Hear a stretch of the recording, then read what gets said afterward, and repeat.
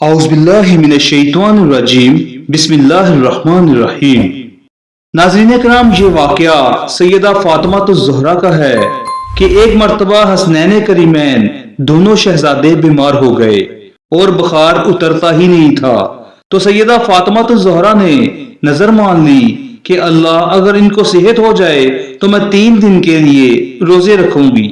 چنانچہ حضرت علی رضی اللہ تعالیٰ عنہ نے بھی روزے کی نیت کر لی۔ انہوں نے بھی نیت کر لی اللہ تعالیٰ کی شان کہ اللہ تعالیٰ نے دونوں شہزادوں کو، پھولوں کو، بچوں کو، پیاروں کو صحت عطا فرما دی۔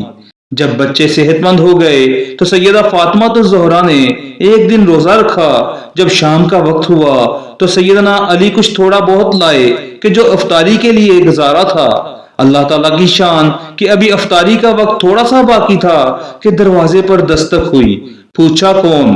جواب ملا کہ میں مدینے کا مسکین ہوں اور میرے پاس کھانے کو کچھ نہیں، بہت وقت سے بھوکا ہوں اور میں اس دروازے کو دیکھ کر اس لیے آیا ہوں کہ یہاں سے کوئی بندہ خالی نہیں جاتا۔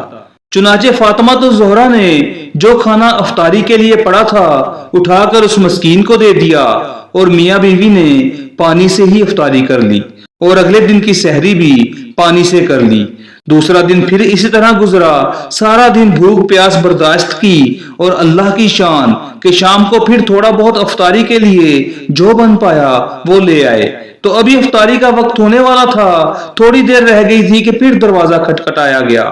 پوچھا کون؟ جواب ملا کہ میں یتیم مدینہ ہوں، بھوکا بھی ہوں، سائل ہوں۔ تو فاطمہ الزہرا نے جو کچھ گھر میں تھا وہ اٹھا کر یتیم کو دے دیا، پھر پانی سے روزہ افطار کیا اور تیسرے دن کا روزہ بھی پانی سے رکھا۔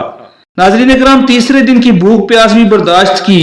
آپ اندازہ لگا سکتے ہیں کہ تیسرے دن بندے کا کیا حال ہوتا ہے۔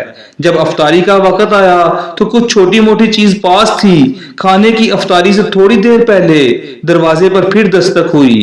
پوچھا کون؟ تو جواب ملا کہ میں فقیر ہوں اور اس دروازے پر آیا ہوں کہ یہاں سے کوئی خالی نہیں جاتا۔ سیدہ فاطمہ الزہرا نے سوچا کہ یہ سائل اللہ کے نام پر مانگ رہا ہے، میں اللہ کے نام پر مانگنے والوں کو خالی نہیں بھیجوں گی، خود بھوکی رہ لوں گی۔ چنانچہ تیسرے دن بھی انہوں نے وہ اٹھا کر سائل کو دے دیا۔ اللہ تعالیٰ کو اپنی اس بندی اور بندے کا بھوکا پیاسا رہنا اتنا پسند آیا کہ اللہ تعالیٰ نے قرآن مجید کی آیتیں اتاری۔ مسکین اور یتیم اور فقیر، اللہ اور وہ اللہ کی محبت میں مسکینوں اور یتیموں اور قیدیوں کو کھانا کھلاتے ہیں۔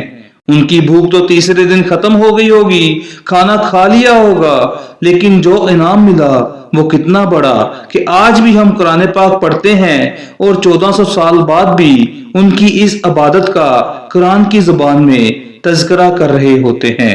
اس طرح کی مزید ویڈیوز کے لیے ہمارے چینل کو سبسکرائب کریں۔